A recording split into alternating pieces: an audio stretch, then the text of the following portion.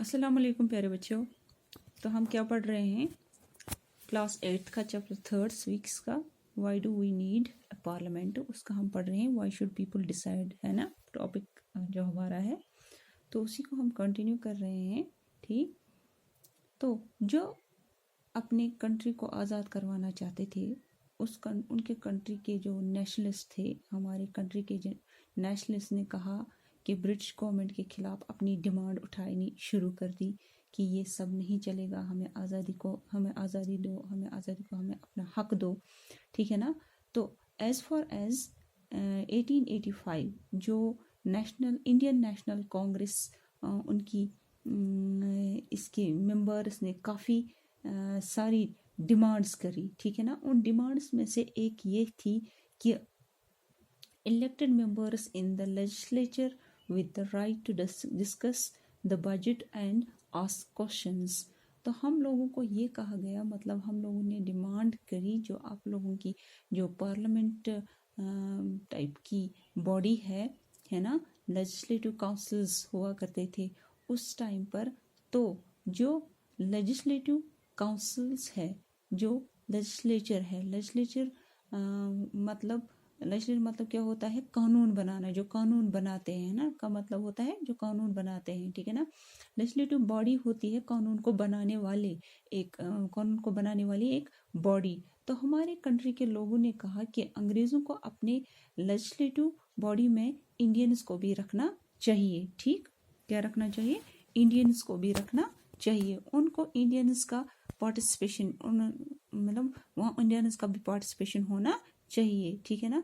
तो इंडियंस को बजट, मतलब कंट्री में कौन से सेक्टर्स को कितना पैसा दिया जाएगा, क्या करते हैं उस पैसे का, वो होता है बजट। ठीक है ना। बजट तो नॉर्मल होता है हर एक घर में भी। ठीक है ना। होता है कि कितना खर्चा होगा, उसका पैसा कहाँ से आएगा, है ना।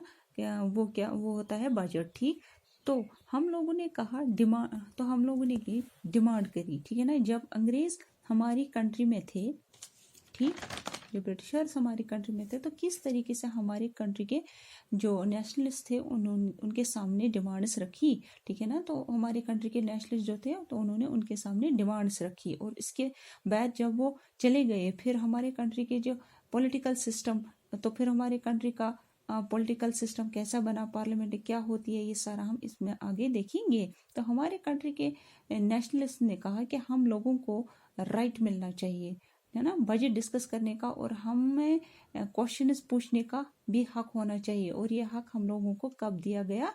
गवर्नमेंट ऑफ इंडिया एक्ट 1909 में। यह हक हमें काफ़ी लेट मिला, काफ़ी टाइम से इसकी डिमांड कर रहे थे, लगभग 1885 से भी पहले। ठीक, तो हम लोगों को ये एक्ट 1909 में मिला। इसमें allowed for some elected representation. ठीक है ना। तो कुछ लोग हमारे कंट्री के लेजिस्लेटिव काउंसिल्स में जाने लगे। तो हमारे कंट्री के नेशनलिस्ट्स ने बहुत ज़्यादा जोर तो डाला ब्रिटिशर्स पर कि हम लोगों को नेशनलिस्ट बनने का या फिर लेजिस्लेटिव काउंसिल्स में पार्टिसिपेट करने का हक तो दो। तो ये तो गवर्नमेंट ने थोड़ा बहुत लिमिटेड वे में दे दिया, मगर वोट देने का हक हर किसी अडल्ट को नहीं है। मतलब हर कोई इंसान जो 18 ईयर्स का है, सबको वोट देने का हक नहीं दिया गया। और जो मेजर डिसीजंस होते थे, उनमें भी गवर्नमेंट इंडियंस की नहीं सुनती थी उस टाइम पर। ठीक है ना। तो नेक्स्ट हम आगे पढ़ेंगे। आज के लिए इतना ही। Thank you.